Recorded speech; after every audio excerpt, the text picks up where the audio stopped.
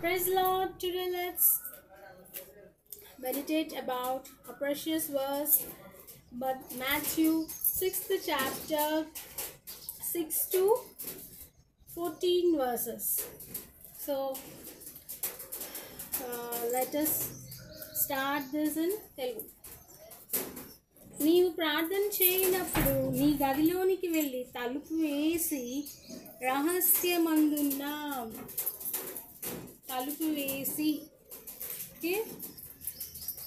రహస్యమందున నీ తండ్రికి ప్రార్థన చేయము. అప్పుడు రహస్యమందు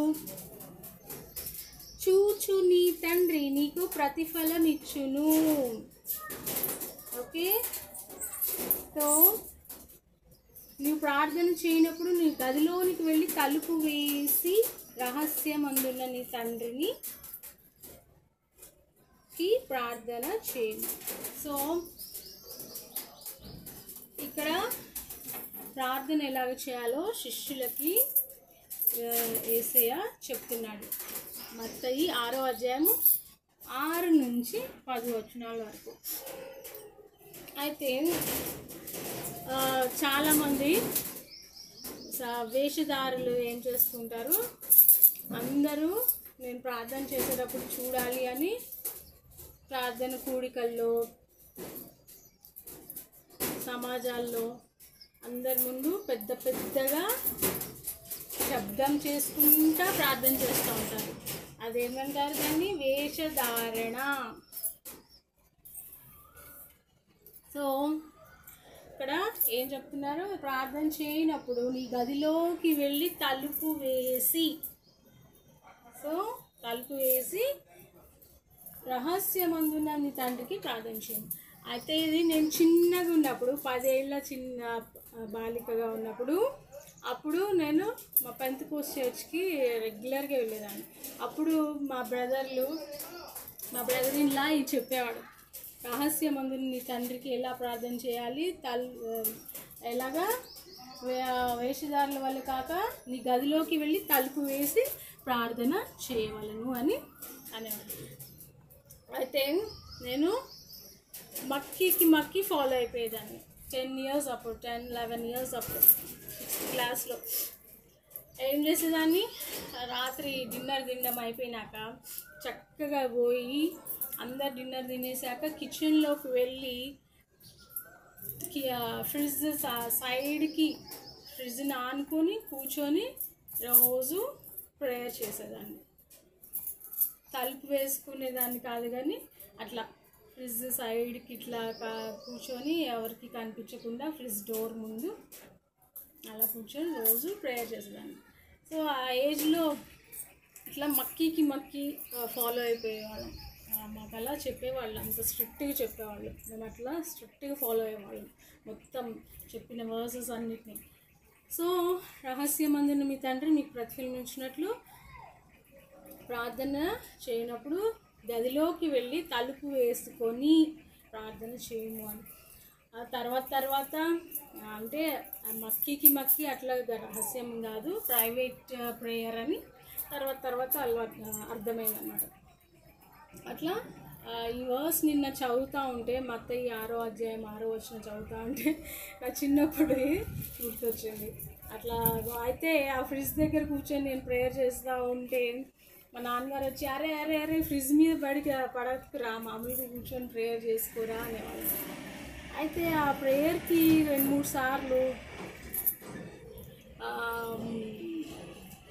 మా డాడీ వచ్చి మధ్యలో వచ్చి ఆ ప్రేయర్ చేస్తున్నా, మంచి చేసుకో, అట్లా నన్ను ఎంకరేజ్ చేస్తూ ఉండేవాళ్ళు ప్రేయర్ లైఫ్ని. అట్లా ఈ వర్స్ ఒక మంచి మెమరీని గుర్తు చేశాను అనమాట. నీ ప్రార్థన చేయనప్పుడు నీ గదిలోనికి వెళ్ళి తలుపు వేసి రహస్యమందున్న నీ తండ్రికి ప్రార్థన చేయము. అప్పుడు రహస్యమందు చూచు నీ తండ్రి నీకు ప్రతిఫలమిచ్చును. 7వ వచనము, మరియు మీరు ప్రార్థన చేయనప్పుడు అన్ని జనుల వల్ల వ్యర్థమైన మాటలు వచించవద్దు, విస్తరించి మాట్లాడుట వలన తమ మనవి వినబడినని వారు తలంచుచున్నారు, మీరు వారి వలె ఉండకుడి. విస్తరించి అంటే అలా చేయి దేవుడా, నాకు ఇలా చేయి దేవుడా, నాకు అది కావాలి, వాళ్ళు ఏడవడం కావాలి, వాళ్ళు ఏడుస్తుంటే నేను చూడాలి, వాళ్ళు పాడైపోతుంటే నేను చూడాలి, ఇట్లా విస్తారమైన మాటలు వచించవద్దు ప్రార్థనకు. ఓకే, ఎట్లుండాలి మన ప్రార్థన?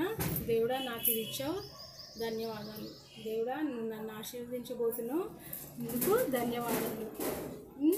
అట్లా ఒక చిన్న ప్రార్థన దేవునికి. ఎందుకనగా మీరు మీ తండ్రిని అడుగక మునిపే మీకు అక్కరగా ఉన్నవేవో ఆయనకు తెలియను. ఓకే, సో మనకి ఏం కావాలో, మనకి ఏది కొదవగా ఉందో, మనకి ఏమి అక్కరగా ఉందో తండ్రి ఏం దేవునికి తెలియను. అడగక మునిపే తండ్రి అయిన దేవునికి మనకి ఏం కావాలి, మనకి మంచి ఫుడ్ కావాలా, మనకి మంచి కంఫర్ట్ కావాలా, మంచి సొఫిస్టికేటెడ్ లైఫ్ కావాలా, మంచి అర్థం చేసుకునే మనసున్న లైఫ్ పార్ట్నర్ కావాలా, ఇట్లా దేవుడికి తెలుసు. మీరు అడగక మునిపే నీ తండ్రి అయిన దేవునికి తెలియను నీకు ఏది అక్కరగా ఉన్నదో. సో అందుకనే మనము బాధపడిన అవసరం లేదు. నా కోరికలు ఏంటో, నా వాంఛలు ఏంటో ఎవరికి తెలీదు, ఎలాగా నా బాధ తీర్చే వాళ్ళే లేరా అని బాధపడాల్సిన అవసరం లేదు. ఎందుకు? ఇక్కడ వచనంలో క్లియర్గా చెప్తుంది, మీరు మీ తండ్రిని అడుగక మునిపే మీకు అక్కరగా ఉన్నవేవో ఆయనకి తెలియను. అదే అట్లా ఇక మత్తయి 6వ అధ్యాయము 6 నుంచి 8 వచనాలు చాలా ముఖ్యమైన వచనాలు. ఇంకొకటి ఎలా ప్రార్థన చేయాలో దీని తర్వాత దేవుడు యెహోవా అదే యేసు ప్రభు శిష్యులకు కూడా చెప్పేస్తాడు. ఇట్లా పరలోకమందున్న నా తండ్రి, నీ రాజ్యం పరిశుద్ధపరచబడినాక, నీ రాజ్యం వచ్చినాక, నీ చిత్తం భూమి మీద నెరవేరినట్లు, మా పరలోకమందు నెరవేర్చబడినట్లు భూమి అందును నెరవేరబడినాక, మా అనుదిన ఆహారం నేడు మాకు దయచేయము, మా రుణస్తుల్ని మేము క్షమించినట్లుగా మీరును మా యొక్క రుణములను క్షమించుము, మమ్మల్ని శోధనలోనికి పోనీయక మా దుష్టుని నుండి మమ్ము తప్పించుము. ఈ యొక్క పరలోక ప్రార్థన కూడా శిష్యులకు యేసు ప్రభువు నేర్పించున్నారు. దేవుని నామమునకు స్తోత్రము కలుగాక. ఆమేన్.